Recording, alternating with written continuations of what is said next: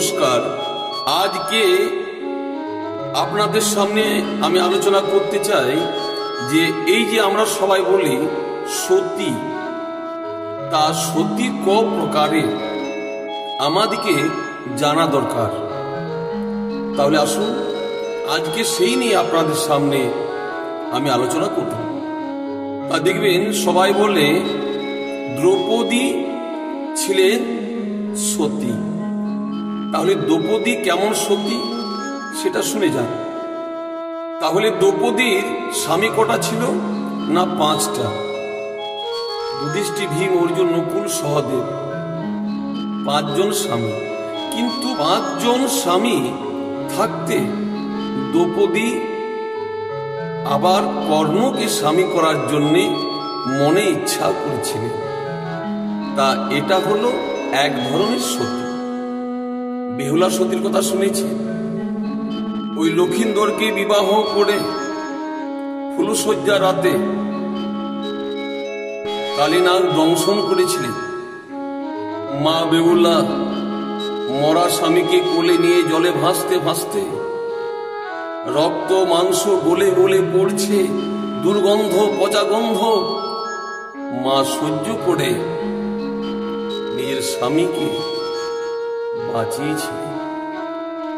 এটা হলো এক ধরনের সতী। আবার শুনেছেন রাবণের স্ত্রী নাম হলো মন্দোদরী। তা রাবণ রাজা যখন মারা গেল তখন কি করেছিলেন না বিভীষণকে বিবাহ করলেন আর রাজরানী হয়ে বসেছিলেন। এ হলো এক ধরনের সতী। বালির স্ত্রী তারা নাম শুনেছি। বালিকে যখন মানলে রামচন্দ্র বিধবা হয়ে গেলেন তখন কি করলেন?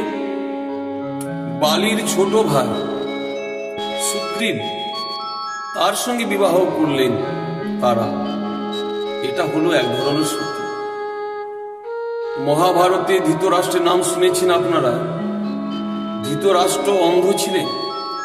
ওই বিবাহের সময় মা গান্ধারী বললেন যে আমার স্বামী যখন অন্ধ তখন আমিও অন্ধ হয়ে থাকবো। একটা চোখের মধ্যে পেটি বাঁধলেন। এটা হলো এক ধরনের সতী। তাহলে এই হলো সতী। আমার স্বামী যদি অন্ধ হয় তাহলে আমিও অন্ধ হলাম। আর এখনকার আমাদের স্ত্রী হলো সতী।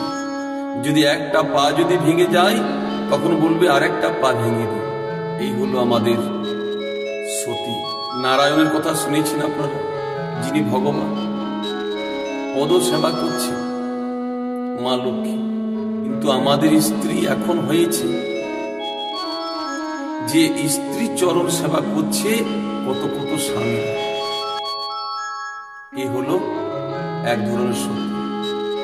যার জন্য সতী হলো অনেক প্রকার। এরপরে আপনারা বিচার করবেন যে কোন ধরনের সতী যদি আমাদের স্ত্রী হয় তাহলে স্বামীর মঙ্গল কামনা করে।